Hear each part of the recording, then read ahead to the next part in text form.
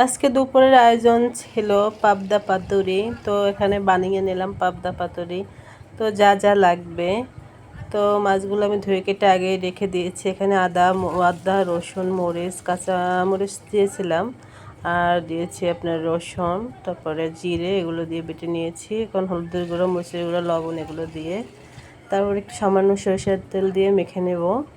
তো এখানে আমি হলুদের গুঁড়ো দিব্য সহকারে দিয়ে দিলাম, কেননা হলুদ তো ছিল না, কম ছিল। দিলাম সরিষার তেল, এখন মেখে নেব।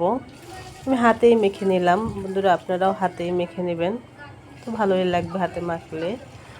তো এখানে আমি মাখাচ্ছি, মাখিয়ে নিলাম একদিকে, অন্যদিকে আমি কড়াইটা চুলার উপরে দিয়ে দিয়েছি তেল গরম করার জন্য। আস্তে আস্তে গরম হোক, আমি মেখে নেই। তারপর এখানে নিতে হবে আপনাকে লাউয়ের পাতা। আমি দুটো করে নিয়েছি একটা মাছের জন্য। মাছও দুটো দেবো, যেহেতু মাছ ছোট। তো দুটো লাউ পাতার উপরে দুটো মাছ দিলাম। এখন আমি মুড়িয়ে নেব। তবে আপনারা সুতো দিয়ে বেঁধে নিতে পারেন মুড়ানোর পরে। আমি এখানে বেঁধে নেই কি হয় আমি জানি না।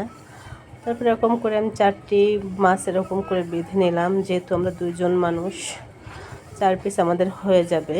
আপনারা হলে আপনাদের কম বেশি বানিয়ে নিতে পারেন। তো বানানো হয়ে গেল 4 পিস। এখন আমি এগুলোকে ভেজে নেব। তো চুলায় তেল গরম দিয়ে দিয়েছি, গরম হয়ে গেছে। তো আমি একটা একটা করে সবগুলো দিয়ে নেব। আপনারা এভাবে দিয়ে নেবেন।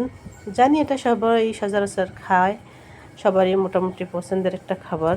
তো আমিও বানিয়ে নিলাম আজকে, খেয়ে দেখি কীরকম হয়।